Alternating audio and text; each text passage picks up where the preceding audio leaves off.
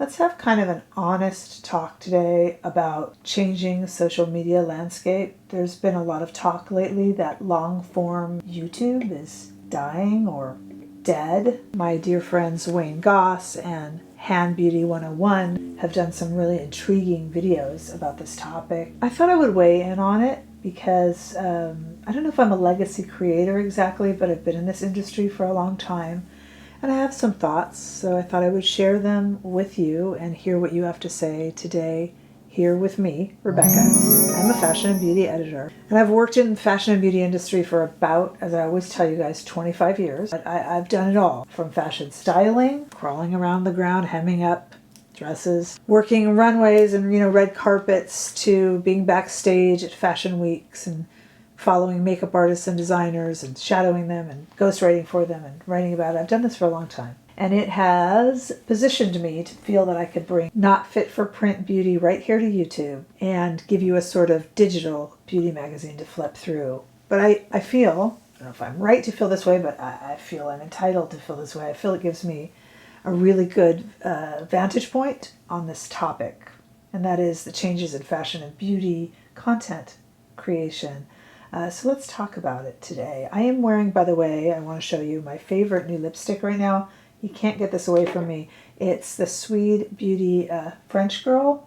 And the reason I bring it up, I am a beauty channel, and the reason I bring it up is Sweed is having their Black Friday week right now. I'll link that below. I've got a code, REBECCAC-5, that gives you 5% more off of their already Black Friday savings. The reason I mention it is I just didn't want you to miss an opportunity to save some money in this beauty landscape. But let's get to the topic at hand. Let's talk about changing social media landscape. So in the time that I've done media, not just social media, but even written media in fashion and beauty, and let's specifically talk beauty here, the landscape changes all the time because fashion and beauty are cyclical. They are by season, and those seasons change, but we've seen the seasons change even faster since the advent of social media, and then lightning speed since the advent of, frankly, TikTok. And TikTok rattled the world. It rattled Meta and Instagram, and it rattled YouTube, and everybody's trying to find their footing. And even TikTok has started making videos longer. They started with this 1-minute vertical content. I have a really fancy camera here. It's expensive. Lighting. But anybody could just turn on their phone and make a TikTok. For a while there were a minute, and it shook the world. It shook everything. And it's definitely shaken long-form video to the core. People don't have the patience for long-form anymore. The styles have changed to reflect that. Now we have lip gloss, that's a big deal, or a quick eye look, one-and-done eye look. In the heyday of long-form YouTube, we were doing really complicated blending and contour. We were doing complicated brows and certainly very complicated full eye looks, which frankly I've never been a fan of, or probably because I don't have the ability. But it seems like in that going away to favor more minute-long TikToks, even though TikToks of course now can be 10 minutes, right? And even our shorts here on YouTube, which is YouTube's way to accommodate this kind of TikTok thing, even those have become 3 minutes. Instagram kind of does its own thing. It's become very polished, hasn't it? And TikTok has become very raw. People sitting in their car doing these videos. And the longer ones on TikTok and on Instagram don't do as well as the short ones. People do like the 1-minute ones. And we have 3 minutes now here on Shorts on YouTube. But even that is pretty much decided the second people look. People have no patience anymore. And that has most definitely affected the viewership on long form. Some of us, me included, have taken to putting a lot of timestamps on our long form videos so that viewers that kind of want to scroll away can at least see what part of the video they would like to jump into. But there's been a lot of information revealed that actually doesn't help our channel because it cuts down on minutes watched when you can scroll.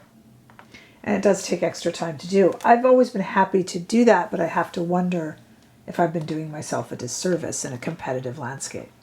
Those of us who are kind of considering ourselves legacy creators, I've done this now, I'm going to be 6 years in February. When Wayne Goss gave you his opinion, of course, he's 10 or more, right? We've watched it change around us, and we've watched the landscape flood with new creators. And about 6 years ago, I was a new creator of a sort. I wasn't new to the industry at all, but I was new on this side of the camera. And we've watched those people come in and run themselves ragged. I saw creators take out an Amex and buy the entire Louis Vuitton collection of makeup when it came out. Like, this will do it. This will propel me. Well, those creators in debt and let down by the system have fallen by the wayside. But what I didn't anticipate for naively was the creator space in beauty then being bombarded and invaded by other new creators with fresh legs who would also run up their charges and not do well and fall by the wayside to be, So when you do this with a skill and a passion and in a very professional way, you watch the competition run out of steam, but you forget that new ones are joining. Along with TikTok and algorithms favoring shopping and things like that, long form has taken a hit. But I think there's hope for it. I think it can come back. I am in an interesting position in that I've watched all of this change. I actually started my channel in 2020, towards the end of February 2020. And if you really think about it, it was mid-March that COVID came in. And that's when TikTok went. So I was like 2 weeks before the advent of TikTok, I started with long form. And I haven't left. If I started now, I would probably start on TikTok. Can you believe it? Because I do admit things have changed. The role of AI has gotten bigger. And we need to talk about that as well. YouTube now favors how many views, how long everybody's there, how many comments, and they favor that for their advertisers because they get a lot of the ad revenue too. And they see comments as engagement to help advertisers know that they're worthy of investing into YouTube and Google. And it puts creators at a unique disadvantage, especially because as YouTube has gotten more and more corporate, channels like mine are considered itty-bitty. 10,000 and under used to be a micro channel. Now YouTube considers anything 500,000 subs and under to be a small channel. If you look at the hype feature that you guys have, which I do hope you use it, you can hype your favorite creators. It's like a button that you can press. It's supposed to give more attention to certain creators.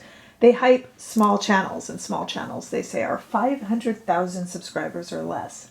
They put in auto dubbing, which hurts they try to auto dub us all into different languages, but they auto dub poorly with AI, and it hurts our reach because it makes it look like it's a nonsense channel when the algorithm views it, the left hand and the right hand. The role of AI has not only changed how we are monitored and how we are pushed out, it's also changed on the content creator side of how we create content. Now, so many content creators use AI to write their script and plot their channel. And it's tough. It's really tough to hold the attention, but still entertain and still feel like company and still create a community. Is it harder than ever to be juggled? I have a confession. Having seen fashion change and knowing that technology changes even faster, I think it's the obligation of creators such as myself and my friends here on YouTube to roll with the times. I think we have to. I will never stop doing long form. I love it. But I think it's got to stay punchy and relevant and community driven. And I think we all have to start looking at shorts, no matter how much we say that we detest TikTok and how much we say that we detest making shorts. It's a different mind frame. It's a different way to create. And it's a different way to make a home here and to exist on YouTube. I think also short form has to be redone. It needs to have this nice, comfortable pace that we're having here, but it can't just be salesy.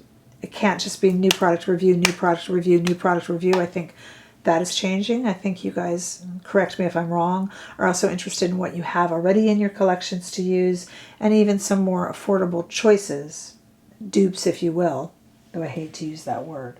I think long form will return. I have lived through a time when writers died out because AI was writing everything. But what's some of the biggest thing we're seeing on social media right now? Substack, which is writers, for the most part. It's where journalists go.